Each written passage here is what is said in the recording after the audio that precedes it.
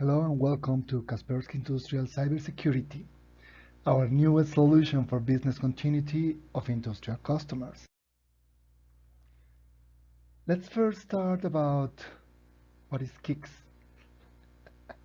KICS is a term that you're going to be hearing very much, and it is Kaspersky Industrial Cybersecurity. You're going to see now what is Kaspersky Industrial Cybersecurity approach and how it will help your industrial cybersecurity. But first, let's talk a little bit about Kaspersky Lab. Eugene Kaspersky is our manager, and he's really concerned about industrial cybersecurity since 2010, when he knew about this attack Stuxnet in the nuclear plant. And from then he started thinking that industrial needs a lot about cybersecurity. So Kaspersky is paying a lot of attention. We are investing a lot in cybersecurity overall for industries because we know that these industries needs a lot about security. Kaspersky was founded in 1997, and Eugene Kaspersky, the person that you already saw, is our chair since then, and this company is really important for him. We're not only based in Russia, but in the United Kingdom, and we give IT security solutions for business and consumers all over the world. We are activating new products every year, more than 20 million. We are selling 711 million in an audit in 2014, and we are more than 3,000 employees in the world. We are the largest privately owned cybersecurity company and one of the biggest endpoint security vendors. We are leader in the Gartner Magic Quadrant for endpoint protection platforms. And well, our solutions are recognized and awarded in independent tests and reviews, and that's really important for us. Interpol selected us as a strategic partner for them to fight against cybercrime. And we have more top 3. We are more tested, most awarded, most protective than any other solution in the market. We have 36 regional representative offices, 2 of them in Latin America, 1 in Mexico, 1 in Brazil, and we have a presence in more than 200 countries in the world.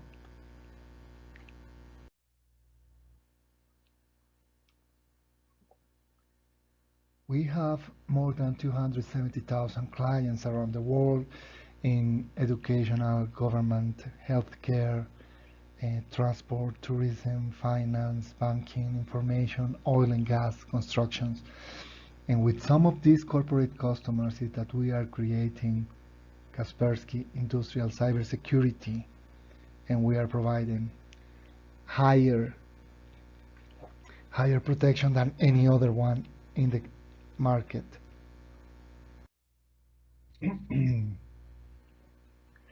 Kaspersky Industrial Cybersecurity is part of a new strategy. 200 countries of operations, plus 270,000 corporate clients, plus strong performance of selling more than $700 million of revenue. These are giving us new solutions like KICS. Let's talk a little bit about industrial specifics. Let's talk about what's going on in the enterprise market. There are some technology drivers, there are some business drivers. And if we see the levels of ISA 95, the enterprise architecture stands for starting in the level 0 with physical devices. Level 1, level 2 are the different controls and monitoring of those physical devices. Level 3 is where the management of operations and manufacturing is located, and where we have already some protection with Kaspersky endpoint security. This is used in many of level 3. And of course, also in level 4, where business planning and logistics are located. In these two last levels, level 3, level 4, Kaspersky is protecting with Kaspersky endpoint security. These are the business drivers that are really important to be protected. But this level 2, level 1, these are driving our technology, and these require protection too. So the time of the decision and having an accuracy decision is now.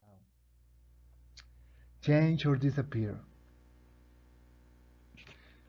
Business drivers again. In 2001, talking about energy in the United States, the top 10 were ExxonMobil, Philips, 66, well, all these other, and they were growing. Well, the source of Fortune 500 rating. However, in 2015, this year that we are in, we see that only 2 companies are still remaining: Valero Energy, that is growing, and ExxonMobil. But all the others, well, have disappeared, have lowered their position in the Fortune 500, or were acquired. Maybe we can help you. Maybe we can help you remain. And let's see a little bit of Industry 4.0 and all the drivers of technology. Starting in the 18th century, with the introduction of machine, in the 20th century with the production line, with the robotics in the 70s, and today with the smart devices, the IT progresses, the industrial of Internet of Things, the communications mobile to mobile, additive manufacturing, and the streaming. Well, all these are changing. If we see the top business risks, well, because of a study of Allianz, the Allianz Risk Barometer. In this barometer, for this year, for 2015, cyber threats were qualified as the 5th more dangerous risk, while in 2013 it was in position 13, 2014 position 8 is growing. The perception of cyber threats, of cybercrime, espionage, and data breaches, well, are growing and are important for the different companies. In this scenario, there are many problems, there are many breaches, there are many attacks, there are many cyber risks. Let's talk about one of those. One intrusion scenario for ICS. Let's talk about a railway tanks discharge terminal for exchanging oil, a refinery. And if you were a hacker, you will try to cause an incident or an industrial accident. Let's see the sequence of malicious actions that a hacker may undertake while trying to penetrate into discharge a terminal control system. Well, the first thing that the hacker has to do is trying to get connected to the control system. How long does it take for a hacker to do that?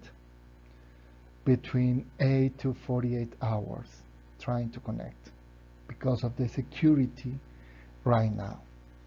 After getting connected, the hacker will take 2 to 4 hours to figuring out how many PLCs and other control devices there are in the network.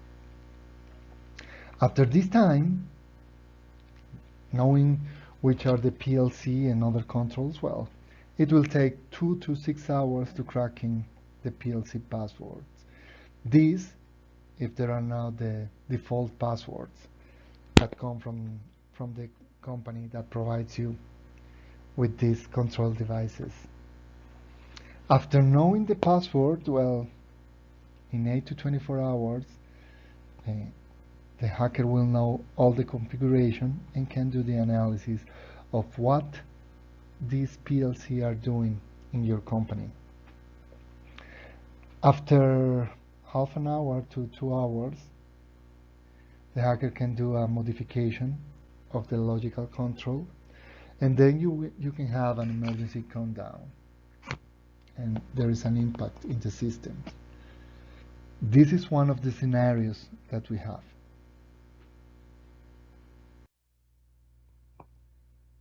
The cyber risks for industrials are a new topic. 8 to 10 industrial giants have lost market. Cyber threats are ranked number 5, the highest growth for the last 3 years. And as you can see, in 14 hours approximately, there can be an industrial network accident. And as you can see, in 14 hours approximately, there can be an access to incident in 5 steps. Let's talk a little bit about cyber threats. First, what is hard to protect right now? First of all, low awareness, a mix of hype and real, not hard data. I don't believe that this could happen to me, so people in the industry don't know about all the problems. There is a huge problem that typical office IT security is not applicable in industrial environments. It has to be different. Most attacks target following objects, all unsecure and hard to update. And this is an industrial description many times. In the industry, there is no many cybersecurity skills, so it is required a lot of education. And when we talk about cybersecurity for operations technology, well, sorry, there is no ownership in the industry. Those are the problems that we face now to protect.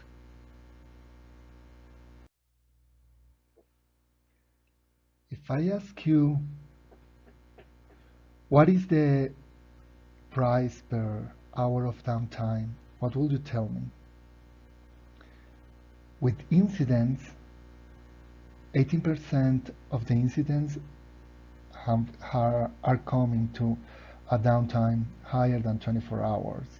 22% of the incidents last for 4 to 24 hours, and 60% of the incidents last less than 4 hours. And downtimes are due to hackers, foreign actors, former employees trying to get revenge, external contractors, sometimes current employees. So we must avoid this downtime. Let's talk about one interesting incident in Ukraine in December 23, 2015. They were down for 6 hours, the energy company. 6 hours in the winter with that cold. And after a study of sounds, they said that it was an coordinated intentional attack. And the country was without energy for 6 hours. There were more to know about it, but I'm not going to tell you details now. But it was really a very, very interesting attack.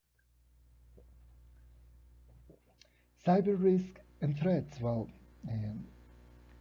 a cyber attack can have destructive stuff actions, can have industrial fraud, can have cyber weapons. What of those could attack you? Who knows? But you have to know, you have to take in mind all these steps. Let's talk now about attacks. Let's talk about a scenario of fraud in the industrial cybersecurity. And this fraud scenario is regarding filling up incoming tank trucks. The first is finding how to trick an automation system. Probably internal people know how to do that. After knowing how to do that, let's talk about a tank truck that arrives at the facility.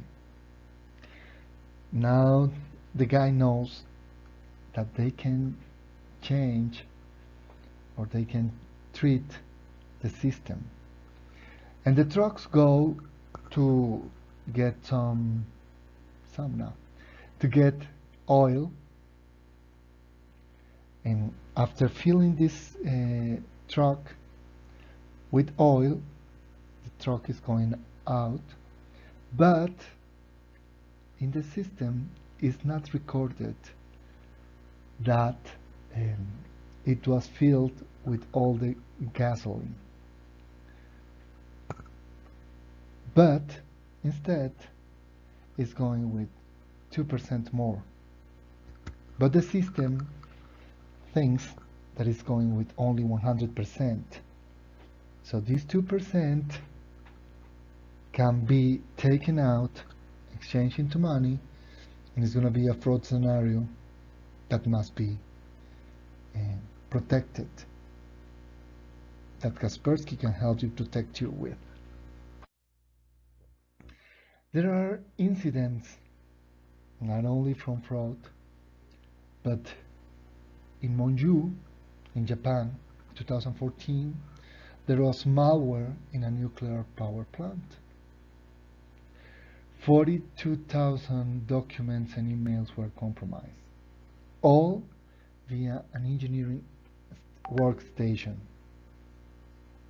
All via an engineering workstation.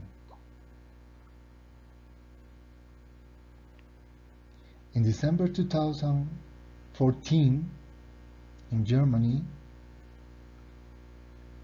there was an attack to a steel plant, a hacking steel, and there was a physical damage, massive.